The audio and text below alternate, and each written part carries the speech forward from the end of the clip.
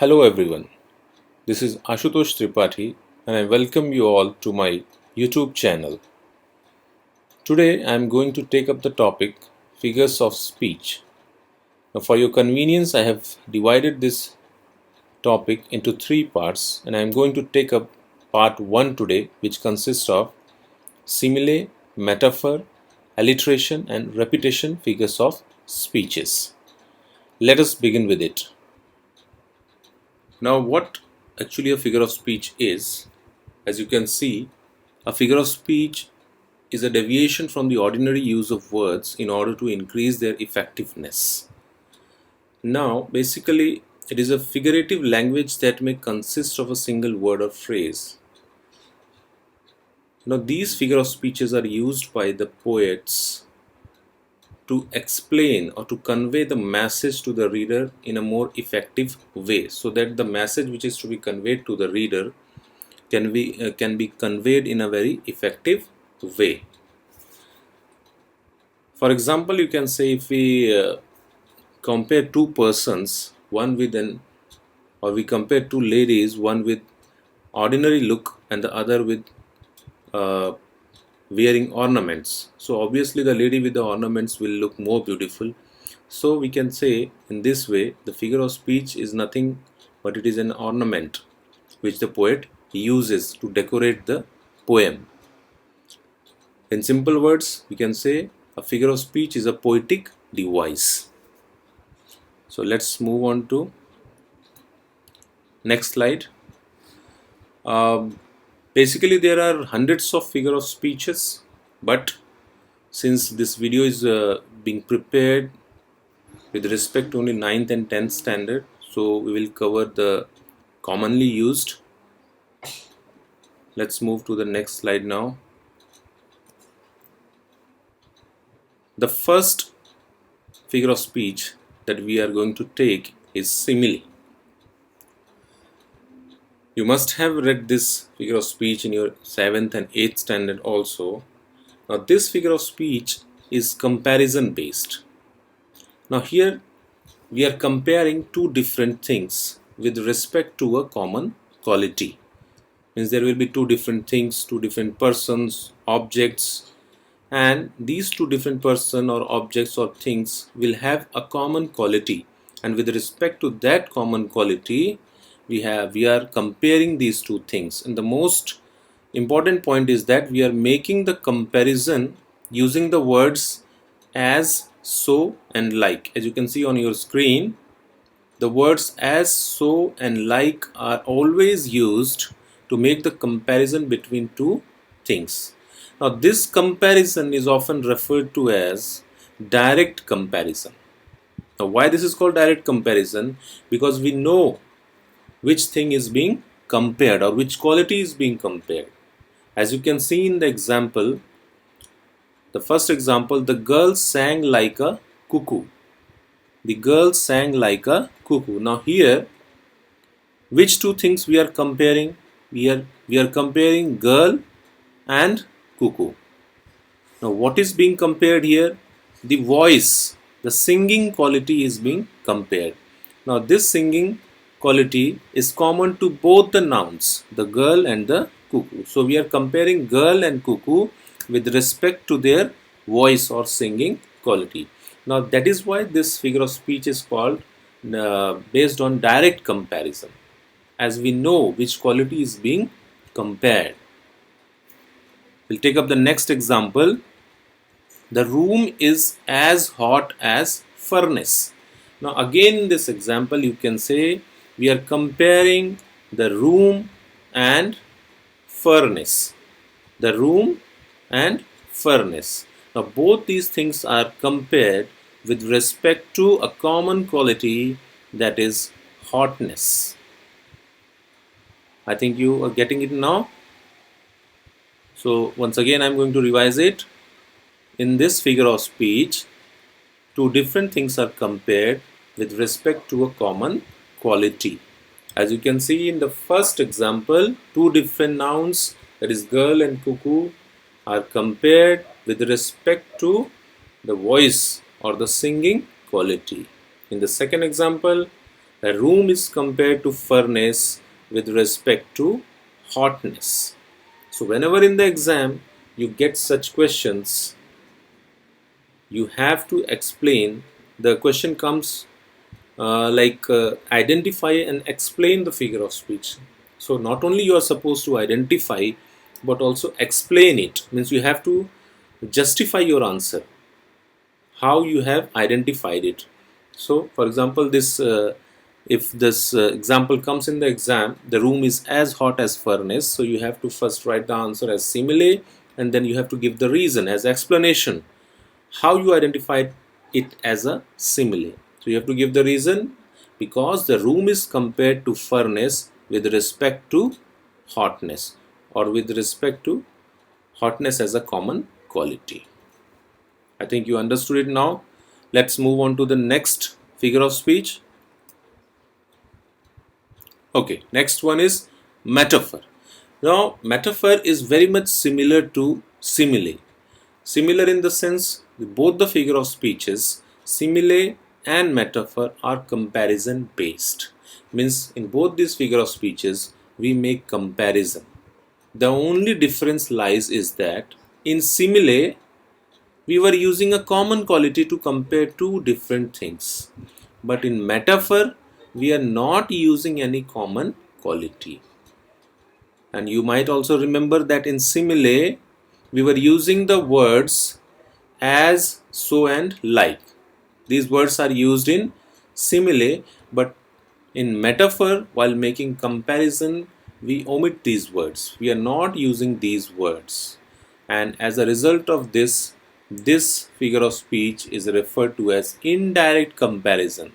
Now, simile is known as direct comparison and metaphor is known as indirect comparison. Now, why indirect comparison and that simile is known as direct comparison? Because in simile, we know which quality is being compared, but in metaphor we do not mention any particular quality. For example, you can see the example, he is like a lion. He is like a lion. So this is simile, because here the person he is compared to lion with respect to the quality braveness. Now the braveness is compared. He is like a lion. But if we want to convert it into metaphor, we would say he is a lion. Now we are saying that the subject he is lion. So it is indirect comparison, because though no adjective or no common quality is being mentioned here. See in the another example, she is star of our family. So here the subject she is referred to as star of the family. Camel is the ship of desert. Camel is the ship of desert. Now here the camel is referred to as the ship of desert. So I think you are clear now with two comparison based figure of speeches, that is simile and metaphor. The basic point which you should remember is that simile, while making a comparison using simile figure of speech, we have to use the words as, so and like, and there is a common quality which is being compared. But in metaphor, we are not using the words as, so and like to make the comparison, and no such common quality is mentioned here. We'll take up the next figure of speech now. Alliteration. This is also a very simple figure of speech, and in most of the poems you will find this figure of speech. This is very common one. Now see how can we explain it. The repetition of the same letter. Now in brackets I have mentioned the word sound or syllable at the beginning of two or more words is called alliteration.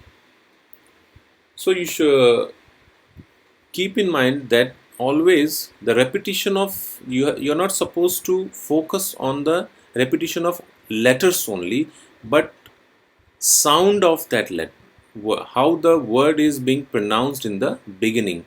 That is, while pronouncing a particular word, which sound comes out of your mouth. That is why I have mentioned here sound. So many of the students, they get confused here. They look for the words beginning with the same letter, but there are certain examples whereby you are supposed to focus on the sound. I'll give you the example later on. First let us clear this one. Now see the example. Bubbles rose and burst around. Bubbles rose and burst around. As you can see here, two words, bubbles and burst, are beginning with the same letter B and same sound also, that is sound of B. So this is alliteration. Now one more example, see, glittering through the gloomy. Glittering through the gloomy. Now here the letter G is being repeated. Two or more words beginning with the same letter or same sound. Now this is the simple way in which you can remember it. The alliteration is the figure of speech in which two or more words will begin with same word or same sound. Now the examples which I have taken up here is, you can see it is beginning with the same word also and sound also. Now I'll tell you one more example. There are two words, you can see there is a word owner and honor. Owner and honor. Now owner means O-W-N-E-R, owner, and honor, H-O-N-O-U-R. Now both these words are beginning with different letters. Owner is beginning with O and honor is beginning with H. Correct. Now but if I use these words in a single sentence, say my owner is a man of honor. So this is also alliteration figure of speech, because here the word honor and owner both begin with same sound. That is, while pronouncing these two words, the first sound that comes out of our mouth is sound of O, right? Owner and honor, the sound of O is coming from our mouth. So that is why I have mentioned in the definition in bracket sound. So while going for alliteration, you should always focus on how the words are beginning, the sound or the pronunciation. Now let us take up the next figure of speech. This is also one of the very common figure of speeches, that is repetition. As the name indicates, the word repetition means repeating something, or whenever something gets repeated over and over again. A repetition is a figure of speech wherein a word or a group of words or a sentence is repeated for poetic effect. In order to give a poetic effect, sometimes the poet repeats certain words, certain phrases, or certain sentences also. So this is done just to give the poem a poetic effect. As you can see, if you think you can do it, you can do it. Now in this line, the phrase you can do it is repeated. So here the figure of speech is a repetition. Here you can see the word you is also repeated many times, 3 times, you and you. So this also indicates the figure of speech repetition. Another example, the film was a waste of money and a waste of time as well.